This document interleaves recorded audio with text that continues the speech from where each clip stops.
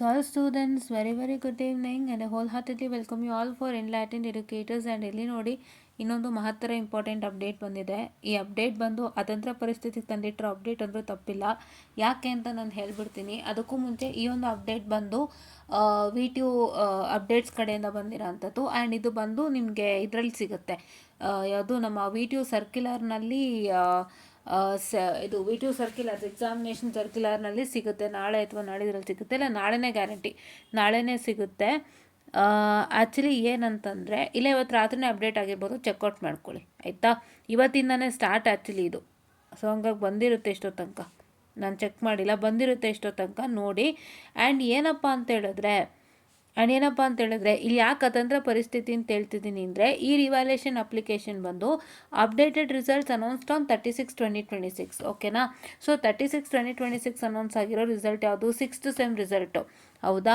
ಆಮೇಲೆ ಇಲ್ಲಿ ನೋಡಿ BTech 2022 ಸ್ಕೀಮ್ 6th ಸೆಮಿಸ್ಟರ್ ಆಯಿತಾ. 36ಅಲ್ಲಿ ಯಾವುದೇ ರಿಸಲ್ಟ್ಸ್ ಅಪ್ಡೇಟ್ ಆಗಿದ್ರು ಅವರಿಗೆ, plus BTech 6th semester result ಯಾವತ್ತಿಂದ ಸ್ಟಾರ್ಟ್ ಆಗ್ತಿದೆ ಅಂತಂದರೆ 1/7/2026 ಸ್ಟಾರ್ಟ್ ಆಗಿ 3/7/2026 ಎಂಡ್ ಆಗ್ತಿದೆ.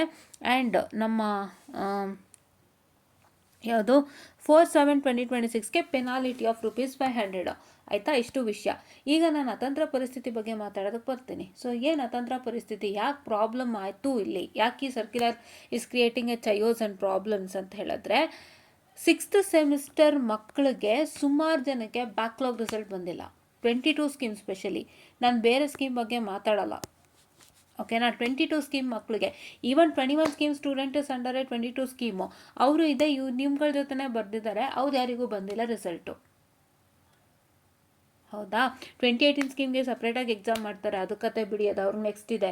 ಆದರೆ ಈ 22 ಸ್ಕೀಮ್ ಮಕ್ಕಳಿಗೆ ಯಾರಿಗೂ ರಿಸಲ್ಟ್ಸ್ ಕೊಟ್ಟಿಲ್ಲ, ಯಾರಿಗೂ ರಿಸಲ್ಟ್ಸೇ ಕೊಟ್ಟಿಲ್ಲ. ಯಾಕೆ ಕೊಟ್ಟಿಲ್ಲ ಅಂತ ಗೊತ್ತಿಲ್ಲ. ಅದು ಸಾಲದಕ್ಕೀಗ ರಿವ್ಯಾಲ್ಯೂಯೇಷನ್ಗೆ ಬೇರೆ ಬಿಟ್ಟಿದ್ದಾರೆ.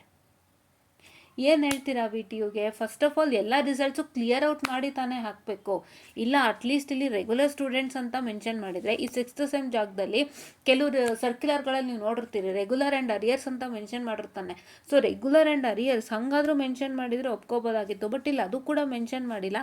And many of the students have not got their results. ಮತ್ತೀಗ ರಿವ್ಯಾಲ್ಯೂಯೇಷನ್ಗೆ ಅನೌನ್ಸ್ಮೆಂಟ್ ಮಾಡಿದ್ದಾರೆ. ಏನು ಹೇಳ್ತೀರಾ ಇದಕ್ಕೆ, ಅಲ್ವಾ.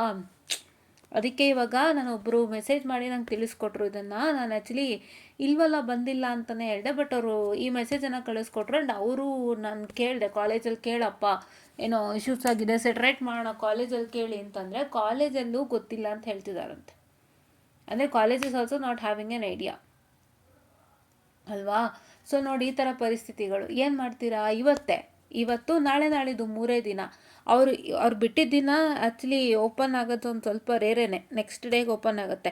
ಸೆಕೆಂಡೇ ಓಪನ್ ಆಯಿತು ಅಂತ ಇಟ್ಕೊಳ್ಳಿ ಆಯಿತಾ. ಇವತ್ತು ಎಲ್ಲರ ಕಡೆನೂ ಸರ್ಕ್ಯುಲರ್ ಬಿಟ್ಟಿರೋದ್ರಿಂದ ಸೆಕೆಂಡಿಂದನೇ ಕ್ಯಾಲ್ಕುಲೇಟ್ ಮಾಡ್ಕೊಳ್ಳೋಣ. ಯಾಕೆಂದರೆ ನೋಡಿ ಇಲ್ಲಿ ಕೊಟ್ಟಿರೋದೇ 1ನೇ ತಾರೀಕು, ಸರ್ಕ್ಯುಲರ್ ಬಂದಿರೋದು 1ನೇ ತಾರೀಕೆ. ಸೊ ಹಂಗಾಗಿ ಇವತ್ತೊಂದಿನ ಊಫಿ, 2-3 ಲೆಕ್ಕ ಇಡೋಣ.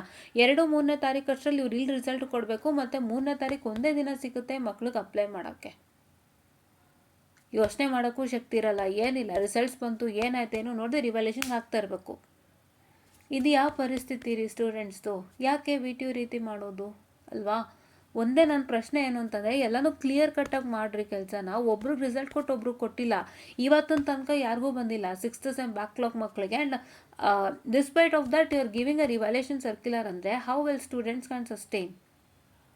ನೀವು ಇದನ್ನು ಲಾಸ್ಟ್ ಮಾಡಿಬಿಟ್ಟು ಇವಾಗ 3ನೇ ತಾರೀಕಿಗೆ ಆಗೋಯ್ತು ಅಂತಲೇ ಅಂದ್ಕೊಳ್ಳೋಣ. 3ನೇ ತಾರೀಕಿಗೆ ಎಲ್ಲ ಕಂಪ್ಲೀಟ್ ಆಗೋಯ್ತು. 4th ₹500 ಪೆನಾಲ್ಟಿ, ₹500 ಪೆನಾಲ್ಟಿನೂ ಕ್ಲೋಸ್ ಆಗುತ್ತೆ.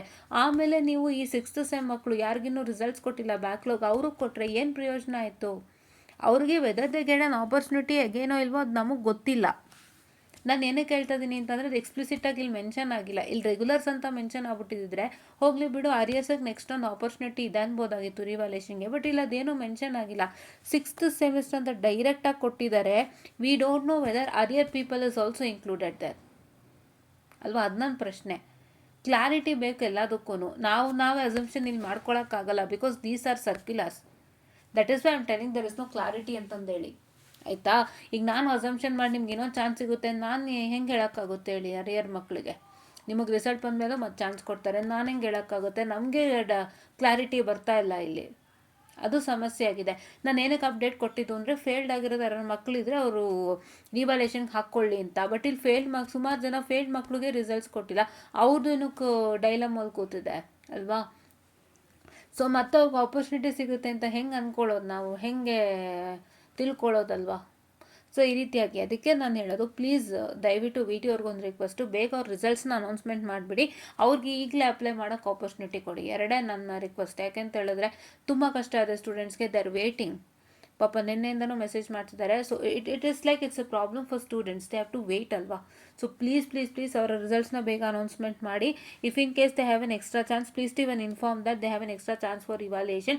ಅವ್ರು ಇದಕ್ಕೆ ಒಳ ಪಡ್ತಾರೋ ಪಡಲ್ವೋ ನನಗೆ ಗೊತ್ತಿಲ್ಲ, ಬಟ್ ಅವರೆಲ್ಲ ಟೆನ್ಷನ್ ಆಗ್ಬಿಟ್ಟಿದ್ದಾರೆ. Because we also don't have an idea and we also can't say anything without having an idea. So please we ಟಿಗೆ ನನ್ನದೊಂದು ರಿಕ್ವೆಸ್ಟು, ಬೇಗ ರಿಸಲ್ಟ್ಸ್ನ ಅನೌನ್ಸ್ ಮಾಡಿಕೊಡಿ ಈ ಬ್ಯಾಕ್ಲಾಗ್ ಮಕ್ಕಳಿಗೆ, 22 ಸ್ಕೀಮ್ದು ಬ್ಯಾಕ್ಲಾಗ್ ಮಕ್ಕಳಿಗೆ.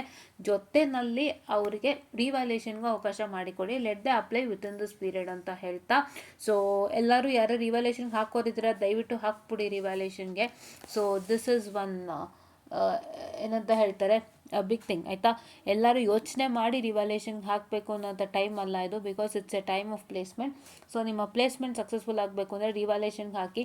ಏನು ಒಳ್ಳೇದಾಗುತ್ತೆ ಏನಿದಾಗುತ್ತೆ ಬಿಡಲಿ, but you have to apply for revaluation. ಎಲ್ಲನೂ ಒಳ್ಳೇದಾಗೇ ಆಗುತ್ತೆ, ಏನು ಭಯ ಬೇಡ ಆ್ಯಕ್ಚುಲಿ ಹೇಳಬೇಕಂದ್ರೆ. ಯಾಕೆಂದರೆ ಈಗ ನೀವು ನಾನು ಚೆನ್ನಾಗಿ ಮಾಡಿಲ್ಲ ನೆಕ್ಸ್ಟ್ ಟೈಮ್ ಬರಿತೀನಿ ಅಂದರೆ 3 ತಿಂಗಳು ನಿಮ್ಮದು ಪ್ಲೇಸ್ಮೆಂಟ್ ಆಪರ್ಚುನಿಟಿ ಹೊರಟೋಗುತ್ತೆ, ಅದನ್ನು ಕಳ್ಕೊಬೇಡಿ. ಇಫ್ ಇನ್ ಕೇಸ್ ಯಾರೋ ಒಳ್ಳೆಯವ್ರು ಸಿಕ್ಕಿ ಪಾಸ್ ಆದರೂ ಆಗ್ತೀರಿ, ಅದು ಹೇಳಕ್ಕೆ ಬರಲ್ಲ. ಸೊ ಆ ರೀತಿ ಹೋಪ್ಸ್ ಇಟ್ಕೊಂಡು ರಿವ್ಯಾಲ್ಯೂಯೇಷನ್ಗೆ ಅಪ್ಲೈ ಮಾಡಿ 6th ಸೆಮ್ ಮಕ್ಕಳು, ಹೌದಾ. So this is what is all for today ಅಂತ ಹೇಳ್ತಾ ಇದ್ವಿ. Winding up the session students, and I kindly request V T U to provide the results for these backlog students ಅಂತ ಹೇಳ್ತಾ thank you.